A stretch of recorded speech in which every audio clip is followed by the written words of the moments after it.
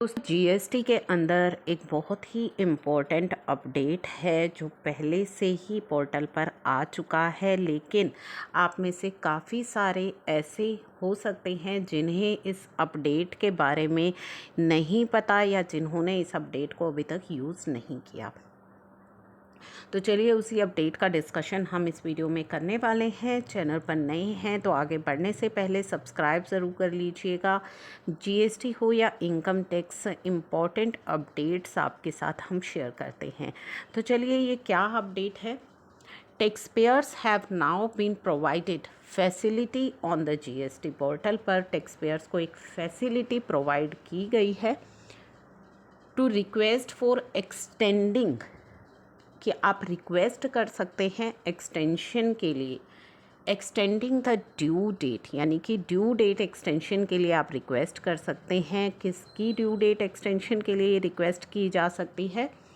For filing reply और for एडजर्निंग the personal hearing, यानी कि रिप्लाई अगर आपको करनी है किसी नोटिस की, या फिर आपको पर्सनल हियरिंग को एडजर्न कराना चाहते हैं, तो आप एक्सटेंशन के लिए रिक्वेस्ट कर सकते हैं।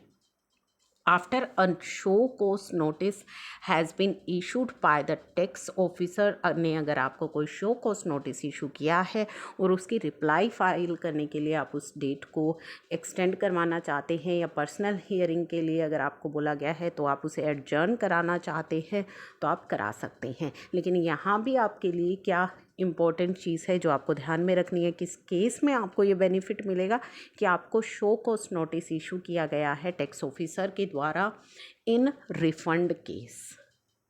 तो रिफंड केस में आपको बेनिफिट मिलेगा and date of personal hearing has been fixed. तो शो कोस नोटिस रिफंड के केस में आपको इशू किया जा चुका है, पर्सनल हियरिंग की डेट फिक्स हो चुकी है, तो ऐसे में आप पोर्टल पर रिक्वेस्ट कर सकते हैं कि जो ड्यू डेट दी गई है रिप्लाई की वो एक्सटेंड कर दी जाए, या जो पर्सनल हियरिंग की डेट फिक्स हो गई है वो पर्सनल हियरिंग को आप एडजर्न कराना चाहते हैं। इसके लिए आपको कहाँ पे जाना है? पोर्टल में सर्विसेज टैब पर आपको जाना है, लॉगिन करना है पोर्टल को, सर्विसेज टैब, उसके बाद यूज़र सर्विसेज, माई एप्लीकेशन में आपको जाना है, आपको पूरे केस की डिटेल्स वहाँ फिल करनी है, जो भी एक्नॉलेजमेंट टैब है, एंड जीएसटी RFD 8 सेलेक्ट करना है। Taxpayers have also been provided facility on the portal to submit the undertaking, आप सबमिट कर सकते हैं पोर्टल पे, that they shall not appeal against any order passed by the tax officer. तो आपको undertaking submit करनी है कि आप अपील नहीं करेंगे against the order passed by tax officers in form RFD 06 की फॉर्म में, rejecting the refund amount claim either partially और फुल।